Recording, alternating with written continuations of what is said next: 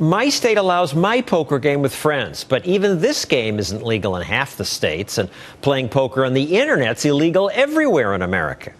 Casinos are illegal, except for a few places where the POWs grant exceptions. Sports betting is illegal most everywhere, and the reason is to protect us.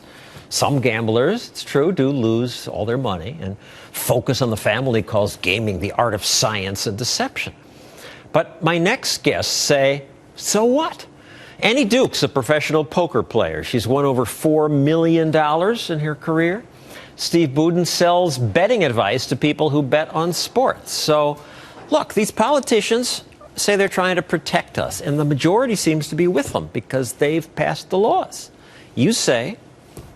Well, first of all, I don't think that the majority is with them. Actually, about 70 million people play. There's poker in some form. A lot of people play online, and there's 1 million people in an organization called the Poker Players Alliance that say you should make it legal.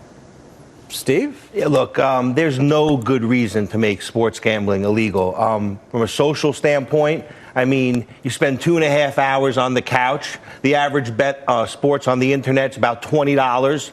You get 2.5 hours worth of entertainment, and you work hard all week and do everything you can, and you're a good guy, and now they want to take that away from you too? Impossible. And then from an economic... Well, some people do get into trouble. Well, I don't know. I've been in the gambling business for 20 years, and I can tell you that 99.9% of the people don't get in trouble. And that 1 or 0.1% that does, I would argue that they would get in trouble. It's in their DNA, no matter what the scenario is, and they're using the sports gambling, not the other way around. Of people who engage in gambling behavior, 0.4 to 0.7% of them are problem gamblers. You can compare that to something like alcohol abuse. Of the people who are engaging in drinking, 7 to 9% of those people are problems. This is a problem. Gambling is so small in comparison. Gambling does no direct harm to anybody. Last time I checked, it's not the government's job to protect us from ourselves, because there's a lot of McDonald's out there that I think are causing greater social harm than the fact that somebody goes and gambles $10 a week online, which is the average spend on an online poker room. John, there's a bigger issue. Economically, I mean, for the Super Bowl, $100 million is going to be spent in Vegas betting on the Super Bowl. But bigger than that, $1 billion will be spent offshore illegally. So $1 billion leaves the country, never to come back. Half the people lose. There are 2,000 offshore betting sites now, right? Correct. So all that money leaves, dollars, never comes back. When you win, you roll it over, keep playing. When you lose, it's instantly gone.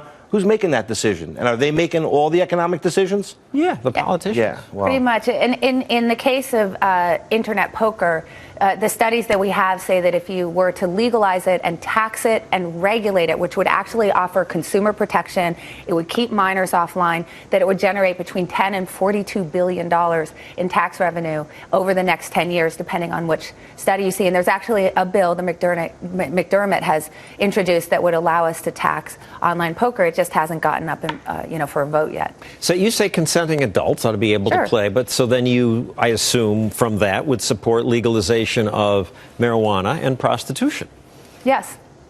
But Steve says no. No, well, marijuana possibly. I think it's a light drug. I wouldn't support prostitution. No, definitely not. Why? What's the difference between poker and prostitution? Well, one is human trafficking, and one is entertainment. Consenting adults. But it wouldn't be human trafficking if it were legal. Oh, yes, it would. And I think that's one of the issues. Look, making gambling illegal in Vegas doesn't stop illegal bookmakers from thriving in Vegas.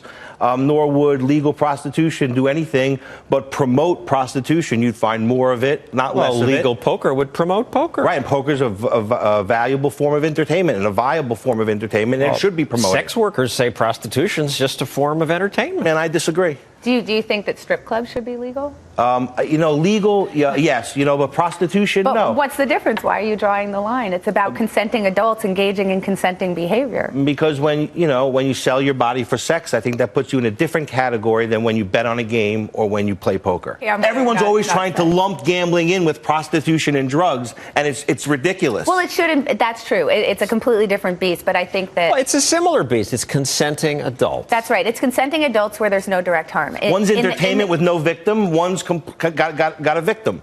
Well, so it depends in the case of prostitution whether you consider there to be a victim. So that's a matter of opinion. What about the hypocrisy of the states that say you can't gamble, but play our lottery? Well, I mean, I think that that's one of the most ridiculous things. Why is lottery legal? Lottery is one of the most regressive forms of gambling there is. Rich people regressive. Rich people don't play the lottery. Poor people do. So, and the state cut is higher than the casino games. That's correct. So almost basically 50%. What you're doing is adding an extra tax on the poor segment of the population to pay for education. And yet they say that, playing poker is not, it shouldn't be legal. She's right. Slot machines, video poker, it's the crack cocaine of the gambling industry. Risk, risk, risk every second. Sports betting, 2.5 hours worth of one risk. Because it was up to casinos, they'd throw the sports books out. That's true. It's better floor space for slot machines. Absolutely. That's true.